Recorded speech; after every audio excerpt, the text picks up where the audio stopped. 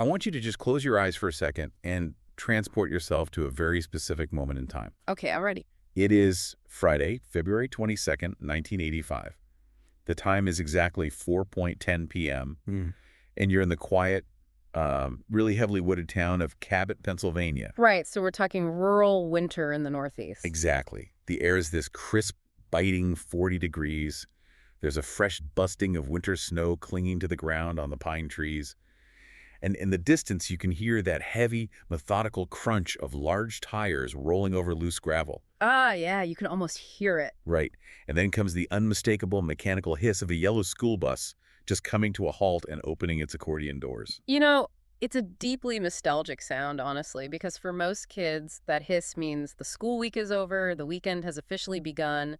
It's supposed to be a safe, completely routine sound. That's basically the soundtrack of a normal suburban afternoon. And stepping off that bus into the cold air is 8-year-old Cherrie Mahan. She is wearing a denim skirt, thick leg warmers, a pair of gray and beige boots, and she's carrying this very bulky blue backpack. Just a typical 80s kid, really. Exactly.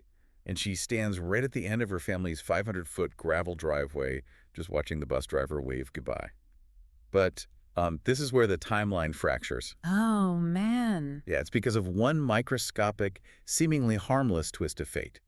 Because that specific Friday afternoon was the one single day her mother, Janice, and her stepfather, Leroy, decided not to walk down that long driveway to meet her. Wow. And it is exactly the kind of agonizing everyday decision that will just haunt a family for the rest of their lives. I mean, Janice could see the road from her trailer window, right? She could hear the bus arrive. It was only 500 feet of driveway. Right. So the bus doors close, the driver pulls away down the 2-lane road, and minutes start to tick by. And she doesn't come up the driveway. No. When Leroy finally puts on his coat, and walks out the front door of their trailer to check on Cherrie, he looks down the 500 feet of gravel. And the road is completely empty. The driveway's empty. She is simply gone. It's just chilling. It really is. So today, we are taking you deep into the twisting, 40-year labyrinth of this haunting unsolved mystery. We're pulling from decades of cold case files, recent interviews with private investigators, and newly unearthed, unsealed prison correspondence. There is so much to cover. There is. We are tracking the clues from that snowy driveway in 1985 all the way to a chilling revelation in a local bar decades later. Right, because what begins as a frantic, desperate search for a missing child eventually peels back the layers of an entire community. Yeah, it really does. And, well, it reveals a very dark truth about where the greatest dangers actually hide. So the panic that sets in for Janice and Leroy is immediate. And it is absolute. I mean, they quickly realize Cherrie isn't just lingering in the bottom of the driveway or, playing with a neighbor. Of course not. She's 8. Right. So they physically jump into their car and they chase down the school bus. Wow, they actually chased the bus. Yes. They managed to catch up to it down the road, and the driver confirms it. He says, yes, Cherrie was on the bus, and yes, I watched her get off at your driveway. That is every parent's worst nightmare. It is. This sends the parents rushing back in absolute terror to call 911. And within 20 minutes, the police are swarming the property. And the response is massive. Which is what you want to see in a missing child case. Oh, absolutely. We're talking helicopters chopping through the winter sky, bloodhounds scouring a 5-mile radius, local volunteer fire departments tramping through the freezing woods. Just a massive dragnet. But amidst all this chaos, there is one terrifying detail that stumps everyone. Despite the fresh snow still lingering on the ground, there is zero physical evidence. Which is, frankly, incredibly rare. Right. There are no footprints leading off the driveway into the woods. There's no discarded bulky blue backpack in the brush. No sign of a struggle at all. Nothing. No gray and beige boots left behind. The scene is completely pristine. From an investigative and forensic standpoint, that absence of evidence is actually a massive piece of evidence in itself. How so? Well, when law enforcement encounters a scene with no footprints in the snow and no dropped items, their entire strategy has to shift immediately. They can rule out a child simply wandering off and getting lost. Right, because there'd be tracks. Exactly. And they can rule out a runaway situation, which is always their initial hopeful theory. The total lack of physical disruption means Cherrie was likely placed directly into a vehicle at the bottom of that driveway. Just scooped right up. Yeah. And historically, when a child vanishes that quickly and that cleanly from the edge of their own property, police protocol dictates pivoting focus directly to the people closest to the victim. meaning the parents. Exactly. Which, when you look at the case files, you can understand why investigators went there first. Janice and Leroy had some heavy complexities in their background. They did. It wasn't exactly a picture-perfect suburban setup. No, it wasn't. Both of them were actively struggling with substance use disorder at the time. Leroy suffered from severe PTSD from his service in the Vietnam War. Which adds a lot of volatility to the household. It does. And most notably, both of them actually had ties to local motorcycle gangs. So the police are naturally thinking, are they involved? Did someone they owe a drug debt to take her as collateral? It's a logical investigative leave, honestly. But both Janice and Leroy voluntarily sit down for polygraph tests, and they both pass. No deception indicated. Wow, okay. Yeah, and even Cherrie's biological father, who was high up in a different motorcycle gang and had explicitly said he wanted nothing to do with her, well, he is thoroughly investigated, alibied, and cleared. So it creates this staggering investigative bottleneck right out of the gate. I mean, you have cleared the immediate family, you have ruled out a runaway, but you still have this completely pristine crime scene staring you in the face. Okay, let's unpack this for a second because I find this baffling. It is baffling. It's like a classic locked room mystery. But the room is a 500-foot snowy driveway in broad daylight. How does a child just vanish into thin air without making a sound, without a struggle, and without leaving a single trace? Well, to understand the mechanics of how that happens, you really have to look at what was going on in Cherrie's life in the months leading up to that afternoon. Right, and that detail is genuinely terrifying. It is. Before the family moved to this trailer in Cabot, Janice and Cherrie lived about 20 minutes away at Janice's mother's house in a town called Saxonburg. Okay. And at first, Cherrie was thrilled because she finally had her own room. But just a few months in, her behavior drastically changed. She became absolutely paralyzed by fear. Over what?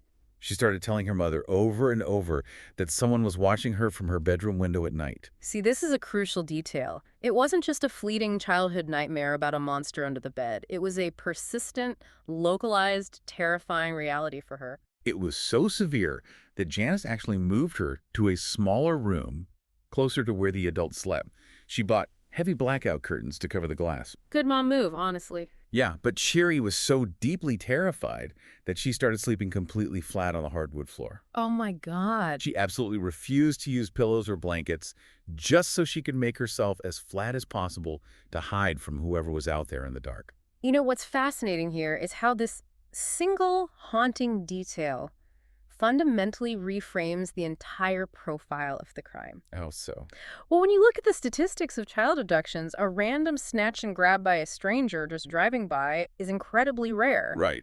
But if Cherrie was being actively stalked, if someone was physically standing outside her bedroom window for months, tracking her movements, learning her family schedule, then this was not an opportunistic crime. It was planned. This was highly calculated. The perpetrator didn't just stumble upon her at the bottom of the driveway. They knew exactly when she got off the bus, and they knew exactly when she would be vulnerable. But then, right as police start trying to build this profile of a calculated stalker, the eyewitness testimonies come in, and the investigation takes a bizarre, almost unbelievable turn. Right, the van. Yes. Police are interviewing the other kids on the school bus, and they also speak to a mother named Debbie Burke, who was parked in her car near the drop-off spot waiting for her own kids. So they have solid adult eyewitnesses. Yeah, and multiple people report seeing a highly specific, very loud vehicle trailing the school bus that day. They describe a blue-green van with a massive custom mural painted on the passenger side. A mural of what? A mural of a skier descending a snowy mountain. See, it sounds almost like an urban legend, but in the 1970s and early 80s, these elaborate airbrushed custom van murals were actually a huge automotive trend. But I have to push back on this because it makes zero sense. Why not? If you're a calculated predator planning to abduct a child in broad daylight, why on earth would you drive the vehicular equivalent of a neon sign? That is a very fair point. Right. How do you disappear in a van that unique? It completely defies all logic of committing a covert crime. You're right to be skeptical because it perfectly highlights the chaotic, sometimes destructive nature of eyewitness testimony and police hyperfocus. Yeah. When a detail is that vivid a mountain skier mural, it creates intense confirmation bias. The police, the media, the public, they all latch onto it because it's a tangible, highly visible target. It gives them a boogeyman to chase. Exactly. It gives them something to hunt. They think, if we find the van, we find the girl. And they poured everything into finding that van. Yeah. And it led to an absolute heartbreaking dead end. They actually found one, didn't they? They did. Police actually found a matching blue-green van with a skier mural just 5 miles away from the disappearance.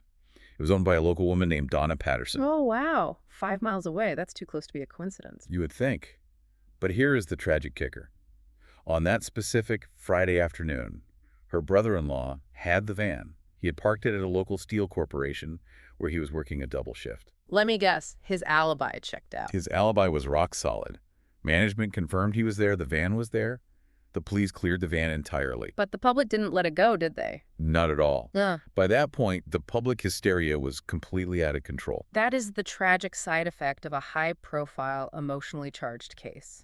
The public's desperation for a resolution often ruins innocent lives. Donna Patterson was constantly harassed. People were following her, taking down her license plate, yelling at her. That is awful. She was repeatedly pulled over by well-meaning but frantic citizens who thought they were solving the case. And while everyone was chasing this spectacular mural van, they were completely blinded to a much smaller, far more important detail. What was that? It was sitting right in the early police files. In the very first missing person posters, right above the sketch of the skier van, there was a tiny line of text mentioning a small blue vehicle seen in the area. Small blue vehicle. Yeah, but because the brain craves the spectacular, the small blue car was essentially swallowed by history. Well, yeah, I mean, a mountain skier van is a movie villain's car. Right. A small blue car is invisible. It blends right into the suburban background. And that invisibility stretches out into decades of ice. We are fast-forwarding through an agonizing passage of time now. The years are exceptionally cruel to Janice. The leads dry up. Detectives retire. Cold case boxes get moved to storage. Exactly. And by 1998, 13 years after that snowy Friday, a judge legally declares Cherrie Mahan dead. God. That legal declaration is a devastating milestone for any family. I can't even imagine. It's the bureaucratic formalization of a nightmare. It's basically the state telling you to stop looking. But the nightmare refuses to stay quiet. Because let's jump to 2018. Janice experiences the most vicious emotional whiplash imaginable. What happens? Out of nowhere, she receives an anonymous handwritten letter from someone signing it Pastor Justice. Pastor Justice. Yeah. And this letter weaves this elaborate tale that a Quaker cult murdered Cherrie to help her biological father evade child support, and that her body was dumped in cement at a place called the Lock 8 Dam. That is insanely specific. It is. Police actually took it seriously enough to deploy dive teams and search the area, but it yielded absolutely nothing. It was a complete fabrication. See, the cruelty of anonymous tipsters in cold cases is something that always astounds me. It's disgusting. It is. These hoaxes are often driven by individuals who just want to inject themselves into a famous tragedy. They do it for a twisted sense of power or control, completely exploiting a grieving mother's desperate need for answers. And as if that wasn't traumatic enough, that exact same year, Janice gets a phone call at work from a woman claiming to physically be Cherrie. You're kidding. No. Imagine answering the phone and hearing that. But police step in, they track the caller down, compare her fingerprints to the ones taken at Cherrie's elementary school back in the 80s, and conclusively rule her out. The emotional toll of being dragged back to that 500-foot driveway over and over is just staggering. But those false leads eventually give way to something very real. Okay, I'm listening. Because here is where it gets really interesting. Let's set a new scene. It is the spring of 2023. Janice is having a quiet drink at her local VFW bar. Just a quintessential small-town spot where everyone knows everyone. Exactly. And a man approaches her. He's a childhood friend she hasn't spoken to in years. And right there at the bar, over a drink, he drops an absolute bombshell. What does he say?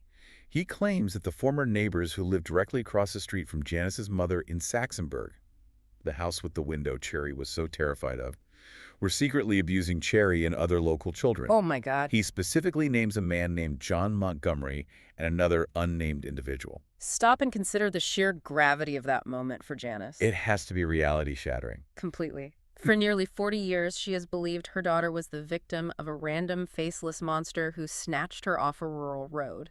Now, she is sitting in a bar being told that the monsters were the people waving to her from across the street. It totally shatters her reality. But here's the thing. It actually aligns perfectly with a very quiet, very specific statement the Pennsylvania State Police made to CNN way back in 2011. Really? What did they say? A state trooper went on record stating they believed Cherrie was lured by someone she knew, someone who had the ability to get her into a vehicle without her panicking or putting up a fight. Wow. Well, if we connect this to the bigger picture, this fits the textbook psychology of child abuse and predatory grooming. Because they don't usually grab kids off the street. Pretty exactly. Offenders rarely snatch children from the street in a chaotic struggle. Instead, they weaponize trust, they ingratiate themselves with the family, they become a familiar, safe face. Which explains why there were no footprints in the snow. She walked to the car willingly. Yes, and the fact that Cherrie was terrified of her window, yet never explicitly named her abuser to her mother, speaks volumes about how these perpetrators manipulate their victims through shame and fear, locking them into absolute silence. And that silence was fiercely guarded by the community. Because as investigators peeled this back, it turns out this informant at the VFW hadn't just been holding on to this secret. He had told someone. He had actually gone to the police way back in 2010. Wait, 2010? Why didn't anything come of it? Well, he went to them because he saw an old anniversary flyer for the case, and he suddenly remembered that John Montgomery drove a blue car. The exact same kind of small blue car that was mentioned in those 1985 flyers and quickly forgotten. There's the blue car. Yes. This informant actually wore a police wire to confront John Montgomery. But on the wiretap, John denied involvement and conveniently blamed the other guy. Of course he did. And John ultimately took whatever secrets he had to the grave when he died in 2022. It's a classic deflection tactic, though. By blaming an unnamed accomplice, he creates reasonable doubt while subtly acknowledging that he knows something happened. I am struggling to wrap my head around this, though. Good part. Well, if John Montgomery was on police radar in 2010, how does this stay buried? How does an abuse network operate right across the street without someone noticing? Because the digging didn't stop with John. Right. In 2025, Janice's friend, a woman named Bailey, decides she has had enough of the official channels dragging their feet. Good for her. She starts independently searching through public sex offender registries around the Saxonburg area, and she finds a name. Let me guess. William Buddy Montgomery, John Montgomery's son. And suddenly the proximity goes from merely suspicious to deeply alarming. Buddy Montgomery is currently sitting in a Pennsylvania state prison for failing to register as a sex offender. And when you look at his actual criminal record, it is horrifying. What did he do? In 2004, he cut a sweetheart plea deal for severe child sex crimes, including the corruption of minors and endangering the welfare of children. He was facing a potential 75 years in prison, but he walked away with just 2 years behind bars and 10 years of probation. That is a staggering failure of the justice system. It is. And here is the absolute chiller for this case. Buddy was in his early 20s, living right there in the neighborhood, when 8-year-old Cherrie vanished. Wow. The timeline and the geographical overlap are just impossible to ignore. So what does this all mean? I mean, if John was the initial suspect on the wiretap, but his son Buddy has the convicted record, are we looking at a generational cycle of abuse hiding in plain sight? I think we absolutely are. To answer your earlier question about how this stays, hidden abuse networks very often operate within families and geographically isolated communities. Like a small town where everyone protects their own. Exactly. The loyalty to the family unit combined with the shared leverage of mutual crimes, meaning, if I go down, you go down, it creates a formidable wall of silence. It's basically mutually assured destruction. Right. It's an entire ecosystem of predation that can exist right next door without the outside world ever catching on. And Janice, desperate for closure, decides she is going to breach that wall herself. What does she do? In April 2025, she writes a letter directly to Buddy Montgomery in prison. Oh, wow. That takes incredible bravery. It really does. And the resulting correspondence is a masterclass in psychological manipulation. On his part? Yes. Yeah? At first, Buddy plays along. He writes back, acting sympathetic, saying he wants to help her find the truth. But as soon as Janice tries to set up an actual face-to-face contact visit, the games begin. Of course they do. He dodges her. He claims he suddenly had a heart attack and was rushed to the hospital. Finally, he sends a message through an intermediary outright refusing to see her. See, this is a textbook power play. Really? Yeah. For an incarcerated offender, they have lost all physical autonomy, right? So maintaining control over the narrative, and specifically over the victim's family, becomes their last remaining form of power. So it's about control. Completely. He is dangling the carrot of truth only to snatch it away. He is asserting dominance. Well, his demands prove your point exactly. Because he doesn't just refuse the visit. He states he will only tell his story if it is televised live, and he wants to be hooked up to a polygraph exam while he does it. A live television A broadcast. live television broadcast. The grandstanding there is staggering, but it makes perfect psychological sense, unfortunately. How does that make sense? Well, demanding live television isn't about clearing your name. It's pure narcissism. It's about being the center of attention, bypassing the police, and dictating the exact terms of engagement to the world. It's narrative control on a massive scale. Well, the researchers working on this case recently pressed him on these ridiculous demands. And in response, Buddy sent them a densely packed 8-page handwritten letter. I can only imagine what's in there. Oh, it's intense. In it, he aggressively denies having anything to do with Cherrie's disappearance. He tells his accusers to, quote, go straight to the enslavements of hell. Very dramatic. But tucked inside all that rage, he drops an incredibly cryptic line. He says the truth will be found when, quote, the right questions are asked to those within my father's little circle. I was never part of this circle.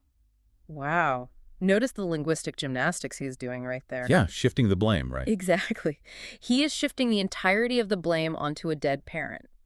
By pointing the finger at his father's little circle, he is essentially confirming that a network of abuse existed and that they are responsible for Cherrie. But he's innocent, of course. Right. He is desperately trying to surgically remove himself from that narrative. And the final, unconfirmed clues that have surfaced recently paint a very dark picture of what his father's circle might have been doing. What kind of clues? Well, a private investigator looking into the case received a tip from a local that a backpack matching the exact description of Cherrie's bulky blue one was allegedly submerged in a pond somewhere on the massive 28-acre Montgomery family property. Oh my God. If that tip is accurate, it means the physical evidence that was completely absent from that snowy driveway in 1985 wasn't lost. It was just hidden on private, tightly controlled land a few miles away. And then there was a man named Mike, a former friend of Buddy's. Mike recently came forward claiming that years ago he walked in on Buddy having a hush phone conversation he clearly wasn't supposed to hear. How about the case? Yes. Buddy was talking about Cherrie Mahan. When Mike confronted him about it, Buddy allegedly confessed that his dad, John, quote, chose her, and admitted that his father was directly involved in her disappearance. It's just staggering. When you synthesize all of this data, Buddy's aggressive grandstanding, his narcissistic demands for live TV, shifting the blame entirely to a dead father, and the whispers of submerged evidence on family land, it suggests a deeply fractured narrative. A guilty conscience, maybe. Or at least self-preservation. He is a man cornered by his own history, trying to sacrifice his father's ghost to save himself. It is a dizzying, heartbreaking journey. I mean, we started this deep dive looking at 500 feet of snowy gravel and a mysterious painted van, thinking this was a random act of chaotic evil. Right, the stranger danger myth. Yeah. And 40 years later, the labyrinth has twisted its way to a prison cell and a 28-acre property right across the street from the bedroom where a little girl once felt safe. It reminds us that the truth in these decades-old cold cases is rarely clean. It is muddy, it is generational, and it is deeply, tragically rooted in the community itself. It really is. Now, before we close, we have to acknowledge that we have explored some incredibly heavy, dark themes today regarding child abuse and predation. Yeah. If you or someone you know is a victim, please know that you are not alone, and there's a real confidential help available right now. You can contact the Reina National Sexual Assault Hotline, which is available 24/7. It is completely free. If you need immediate help, you can text the word HOPE, H-O-P-E, to 64673. This raises an important question, and it's one that I want you to really mull over as you go about your day. What's that? When we teach children about danger, we conjure images of boogeymen in customized vans, snatching them from the side of a lonely road. But the most terrifying aspect of Cherrie Mahan's story isn't the mysterious stranger in the painted van. It's the chilling reality that the monsters we tell our children to fear might not be strangers at all. They might be the people smiling at them from across the street, the ones watching them through the bedroom window.